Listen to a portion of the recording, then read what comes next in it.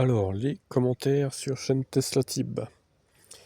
Du coup, on va faire 8 minutes par vidéo. Je vais couper la vidéo en plusieurs parties, je pense.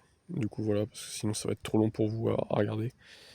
La Mégane 40 est juste ridicule, je suis d'accord. À moins qu'effectivement une contrainte technique, c'est stupide car ça va aussi impacter les conducteurs de Tesla car ils devront attendre plus longtemps que la bande se libère en cas de foule. Concernant la bride lucide, effectivement, t'as raison. T'as totalement raison, Alan. Toi, t'es un faucon, on s'en fout. Je rejoins ton avis sur BYD, esthétique cheap, longévité, un gros doute sur les matériaux, le poids, les perfs, pour moi ils sont pas encore au niveau.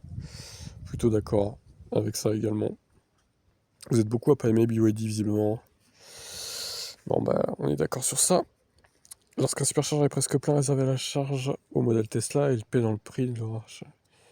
Oui mais alors du coup malheureusement pour toi Michel, il faut accepter que ça a été ouvert à tout le monde, hein, les chargeurs Tesla, donc certes ils payent le prix de la... Enfin encore maintenant c'est plus trop vrai, hein.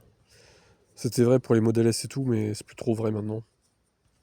Très bonne initiative, il suffit pas d'avoir une voiture électrique, il faut des bornes fiables en quantité, Tesla l'a compris.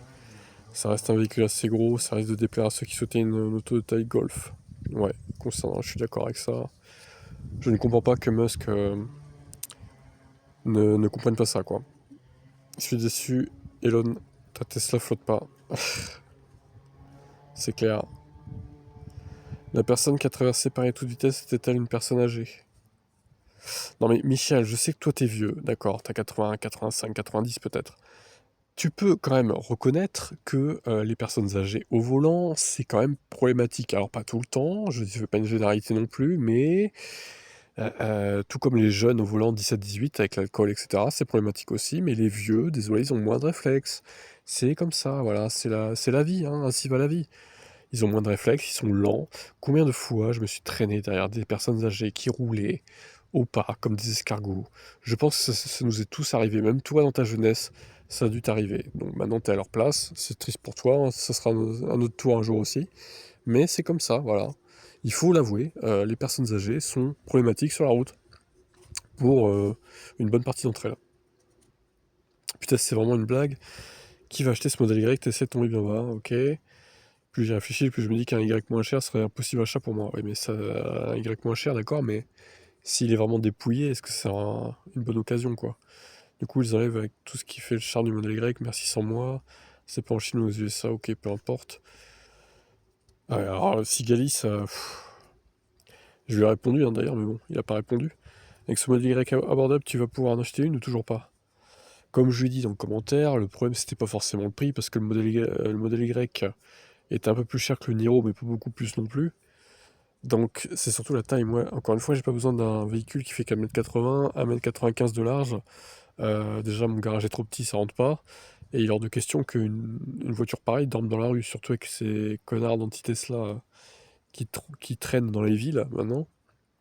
Non, c'est juste pas possible. Donc, pour moi, je répète, les Tesla, le désavantage qu'elles ont, c'est qu'elles n'ont pas le V2L. Elles n'ont pas de palette de régène au volant.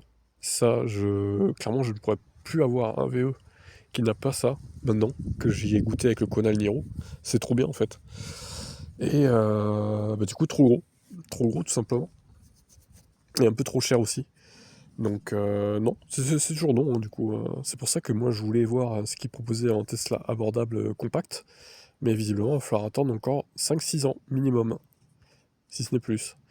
La marque Murtry Spiraling, oui, du coup, j'en ai parlé. Du coup, je t'ai mis le lien. Ça fait seulement pour faire le buzz et ça marche du tonnerre.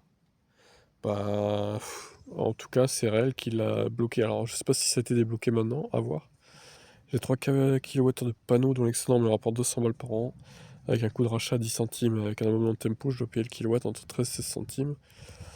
Alors toi, tu vends ton surplus. T'as bien de la chance, parce que quand on a des panneaux dans le jardin, par exemple, on ne peut pas vendre le surplus. Ce qui, je trouve, est pas logique, d'ailleurs, mais parce que ça reste des panneaux qui sont penchés à des prises, donc c'est injecté dans le Linky, ça devrait être automatiquement, en fait, tu reçois de l'argent. Quand tu injectes, tu devrais même pas avoir besoin de faire de démarche, en fait. Dès que tu injectes dans le Linky, en fait, ça devrait te rapporter de l'argent. Alors je dis pas, ça devrait pas rapporter 1 € le kilowattheure non plus, hein, que tu injectes, mais genre 5-10 centimes, quoi. Ça serait une belle plus-value. Ça devrait être automatique, et je ne comprends pas que ce soit pas le cas. Encore une fois, Alors certains diront qu'il y a déjà trop d'énergie photovoltaïque produite en France. C'est vrai l'été, mais pas l'hiver pour le coup. Donc, ouais, c'est un débat à creuser. Alors du coup, on continue. Propriétaire du Model S 70D 2015, elle a 303 000 km. Ok, elle affiche 328 km. Bon, elle vit plutôt pas trop mal. Sachant qu'il utilisait pas mal de superchargeurs, donc ça va. Oui, alors le Powerball, on est tous d'accord pour dire que c'est trop cher, malheureusement. Je suis pas sûr qu'il y ait beaucoup de ventes. Mais bon.